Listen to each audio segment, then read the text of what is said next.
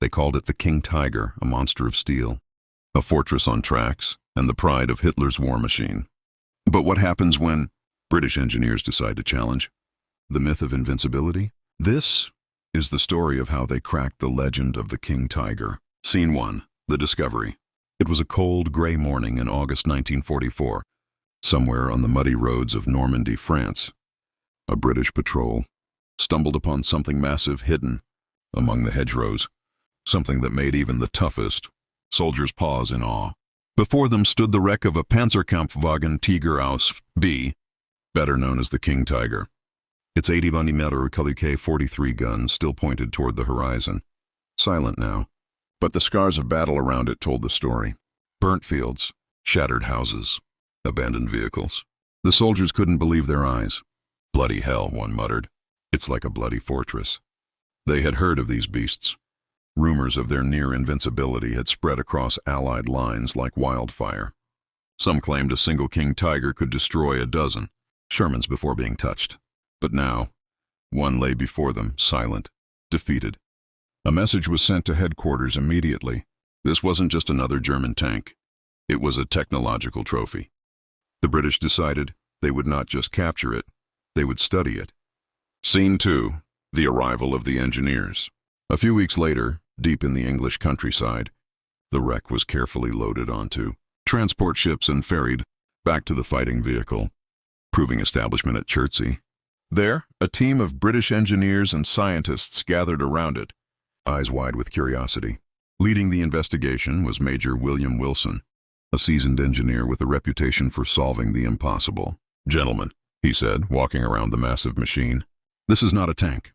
It's a statement. The Germans wanted us to believe they were unstoppable. Let's find out if that's true." For weeks they examined every bolt, every piece of armor, every mechanical component. They measured its 88mm gun, its 150mm thick front armor, and its enormous Maybach HL-230 engine, the same one used in the lighter Panther tank. What they discovered was both terrifying and surprisingly flawed. Scene 3. The myth of invincibility. The King Tiger's firepower was unmatched. Its gun could penetrate nearly any Allied tank at 2 kilometers, long before most could even respond. Its armor, angled, thick, and nearly impervious to the standard 75mm rounds fired by Shermans and Cromwells. The soldiers had good reason to fear it. But fear often grows larger than truth. As the British engineers dug deeper, the cracks in the myth began to show. The King Tiger was massively over-engineered. A mechanical masterpiece, yes, but one that demanded perfection in conditions where perfection didn't exist. Its gearbox failed frequently. Its massive weight, nearly 70 tons, caused bridges to collapse beneath it. And its fuel consumption? A nightmare. "It's not a tank," Wilson remarked one evening. "It's a fuel tanker pretending to be one." The British realized something crucial. This monster wasn't built for a long war. It was built for terror, a psychological weapon as much as a physical one. By late September, the British engineers had repaired enough of the tank to conduct live tests. They wanted to know exactly how tough it really was. At a remote testing range, they lined up British and American weapons, from 6-pounder guns to 17-pounder anti-tank cannons. As the sun set, the first shells were fired. Boom! The sound echoed through the fields. The first few rounds bounced off harmlessly. But then the 17-pounder fired. The shell hit the lower side plate. Crack! Armor splintered. Cheers erupted from the observation bunker. "There," shouted an engineer. "She's not invincible after all." Each test revealed a weakness. Certain welds cracked under stress. The side armor, though thick, was poorly angled. Even the turret ring, that massive rotating mechanism, could jam if hit just right. The engineers smiled. The myth was crumbling. Scene 5. The revelation. After weeks of tests, the British compiled their findings into a classified report titled Examination of Captured German Tiger II Tank. It was over 100 pages long, filled with diagrams, calculations, and ballistic data. Their conclusions stunned many in the Allied command. To defeat your enemy, you must understand his creation. That was the philosophy driving the British engineers at Chertsey as they stood before the wrecked but awe-inspiring King Tiger. Every bolt, every rivet, every inch of steel told a story of German pride, desperation, and obsession with perfection. The engineers began dismantling the Tiger II piece by piece, its turret, Engine, transmission, and armor plates all laid out across the testing hangar like a giant mechanical puzzle. Major Wilson stood with his clipboard, watching as a young engineer tapped on the armor plate. "It's not as solid as it looks," the young man murmured. "Notice the fractures along the weld lines?" Wilson nodded. "Brittle steel, too hard. It'll shatter under repeated impact." That was the first shocking discovery. The Germans, running short of critical alloys like molybdenum, had resorted to lower quality steel. It was strong on paper, but in battle, under stress and heat, it cracked.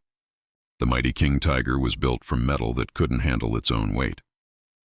Next came the heart of the beast, the Maybach HL-230 engine. It was the same 700 horsepower unit used in the lighter Panther tank, but the King Tiger weighed nearly 20 tons more. That meant one thing: strain.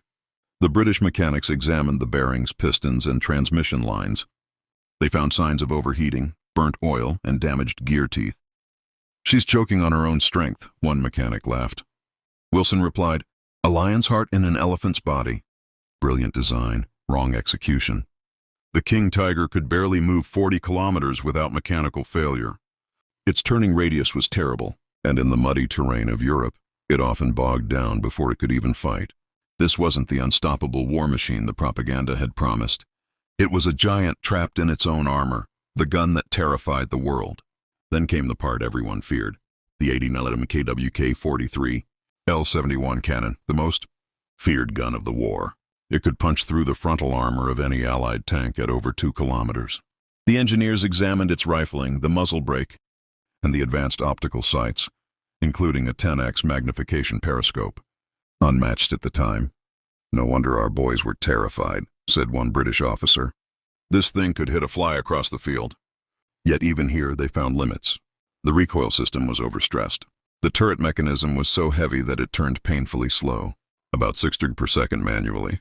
That meant, in real battle, a fast-moving Sherman could circle it faster than it could aim. A fatal weakness. The weight of fear. As reports came in from the battlefield, the engineers began comparing notes. They realized that out of all King Tigers produced, nearly 490 units, over half were lost not to combat, but to breakdowns, lack of fuel, or self-destruction by retreating German crews. In Normandy alone, Allied air power and artillery crippled, many before they even reached the front lines. Wilson looked at the statistics and sighed. "We feared a monster," he said. But the monster couldn't even walk without collapsing. Still, he respected the machine. It was, after all, a marvel of design, just not of practicality. The psychological war. Outside the laboratory, Allied soldiers still spoke of the King Tiger with dread. Stories spread, tales of a single tiger destroying entire columns, of shells bouncing off its armor, of hopeless battles. The engineers knew the truth, but they also understood why the legend mattered. "Sometimes," said Wilson, "you don't have to win every fight. You just have to make your enemy believe he can't win at all." The King Tiger was as much a weapon of psychological dominance as it was of steel and fire, and that realization changed everything. If fear was a weapon, then knowledge was the counterattack. The British decided to turn the myth against its makers. The reverse engineering begins. By October 1944, the British War Office authorized Project Tiger, a secret study to use what they had learned to improve Allied tanks, especially the upcoming Centurion. They studied the King Tiger's suspension, its sloped armor design, and its heavy gun mounting. Many features were ingenious but unnecessarily complex. "The Germans build like watchmakers," Wilson said. "We'll build like blacksmiths, strong, simple, and reliable." This philosophy became the cornerstone of future British and American tank design. While the Germans focused on perfection, the Allies focused on practical victory. The turning point. By late 1944, as the Allies pushed deeper into Europe, more damaged Tiger II's were captured. Each one told the same story: brilliant design, fatal flaws. The engineers compiled their data into a series of reports, sending them to tank development teams in Britain and the US. The conclusion was clear. The Tiger II represents the peak of German tank ambition and the failure of their strategy. A weapon too powerful for its own army to sustain. Closing teaser. As the engineers at Chertsey packed up their findings, a new idea began to form. What if they could build a tank that combined British reliability with German firepower? That idea would soon take shape in the form of a new generation of Allied tanks. But before that, they had one more. Mission, a live fire. Showdown between the King Tiger and the best of British engineering, the test of Titans. Opening narration. The British had studied the beast. They had measured its armor, weighed its flaws, and learned its secrets. But paper reports were not enough. To truly destroy a legend, they needed proof, fire, steel, and impact. And so began what they called the test of Titans, the secret range. It was a crisp morning in early November 1944 when a convoy of trucks rolled into a secret British testing ground near Shoeburyness. Among them was the captured King Tiger, now fully repaired, its gun disarmed but its armor intact.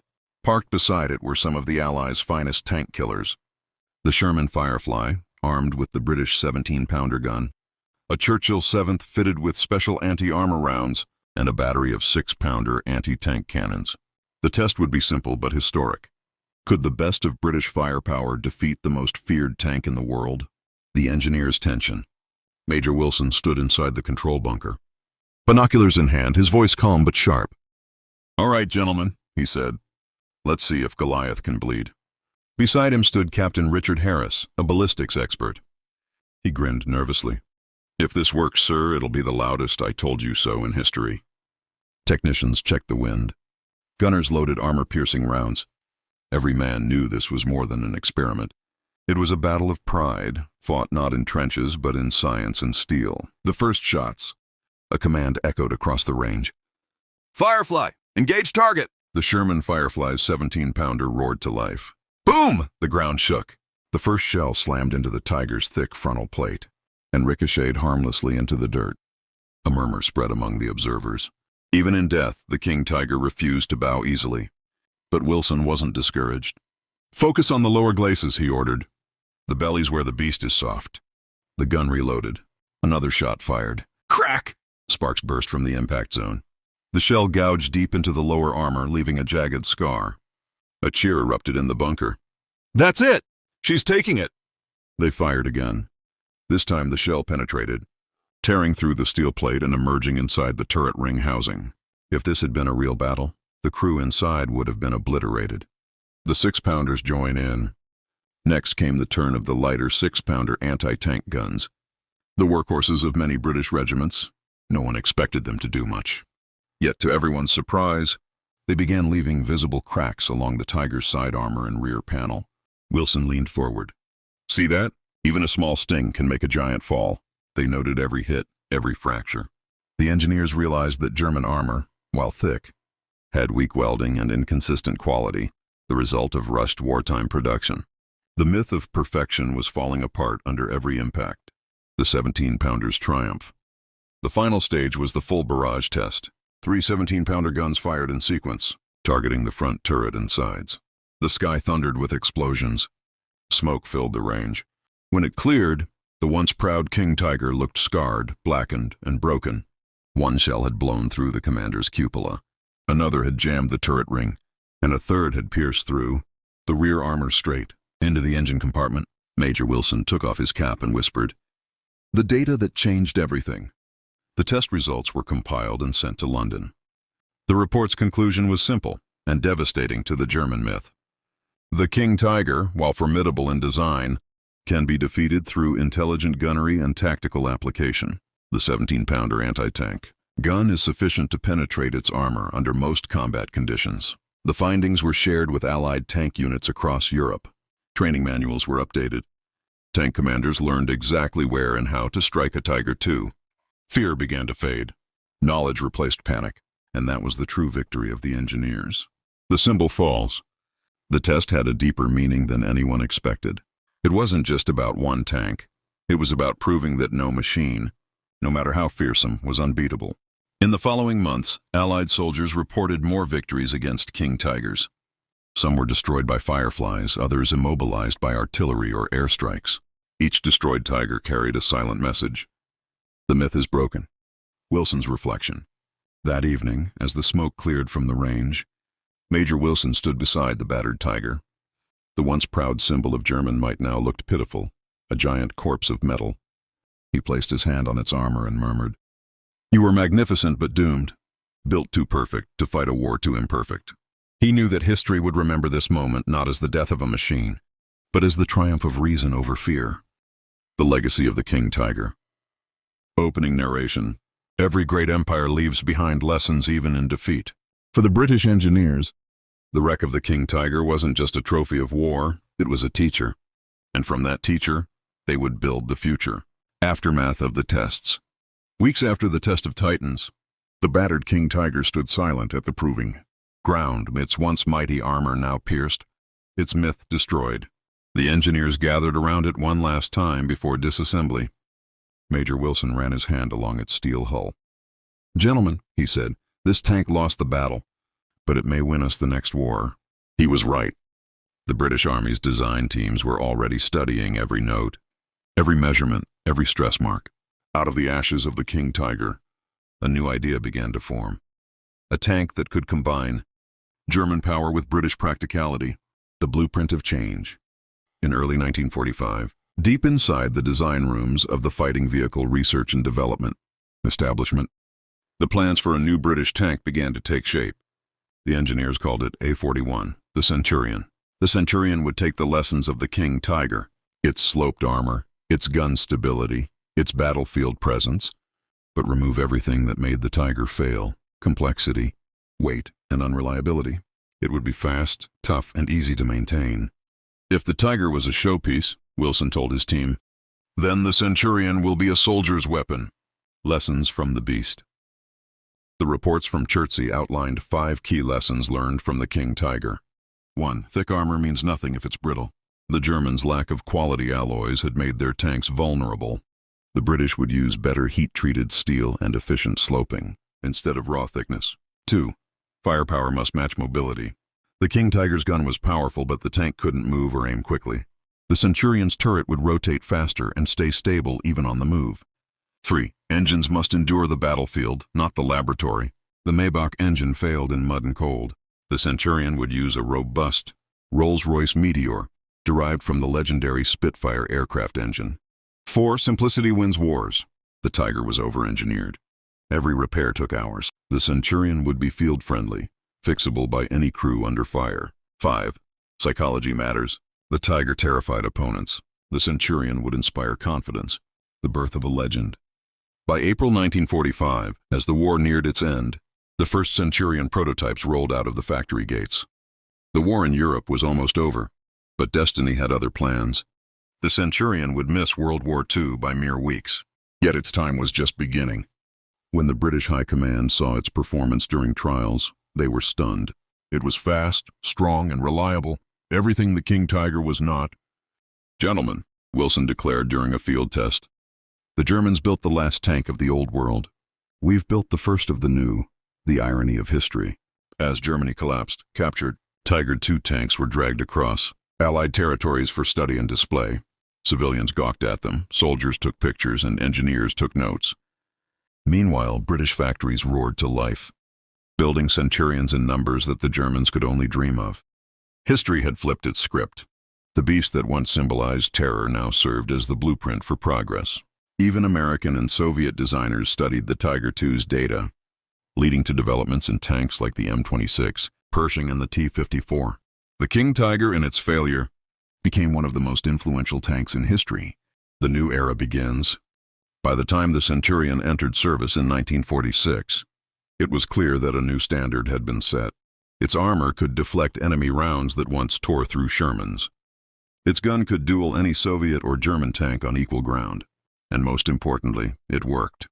In the coming decades, the Centurion would serve in wars across the world: Korea, Vietnam, the Middle East. And each time, it proved unstoppable. The legacy of the King Tiger lived on, not as a threat, but as a lesson that shaped a generation.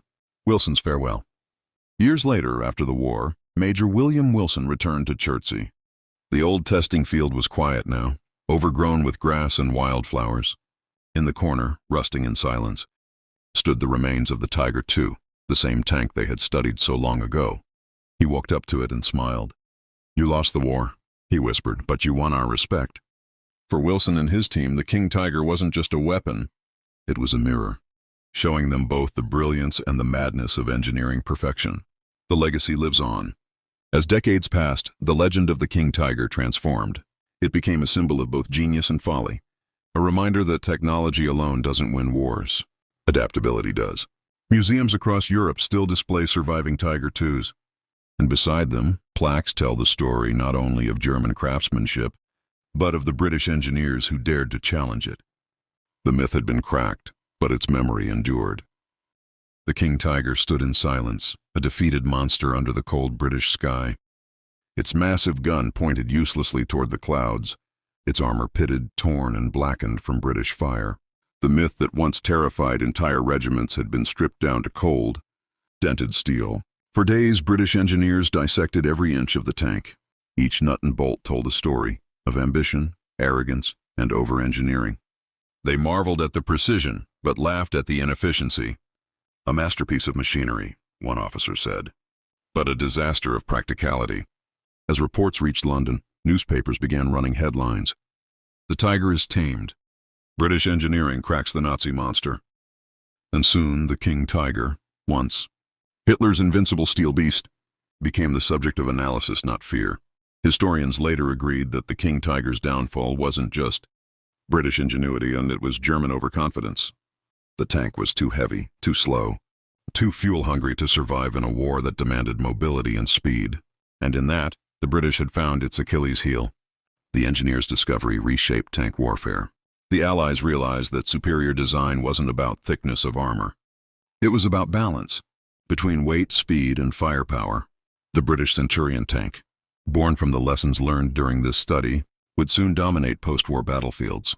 As for the King Tiger, it never regained its legend. A handful of them ended up in museums, silent, majestic, but harmless.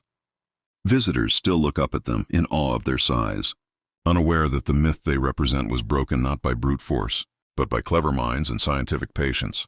In the end, it wasn't the roar of cannons that brought down the King Tiger. It was the quiet hum of British engineering. The King Tiger, once a symbol of unstoppable power, was defeated not on the battlefield, but on the workbench. The British didn't just destroy a tank. They dismantled a legend. If you enjoyed this deep look into the secrets of WW2’s deadliest machines, hit like, subscribe, and stay tuned, because next, we're uncovering how the Soviets turned stolen German blueprints into their own iron beasts. This is history, rebuilt, reimagined, and retold.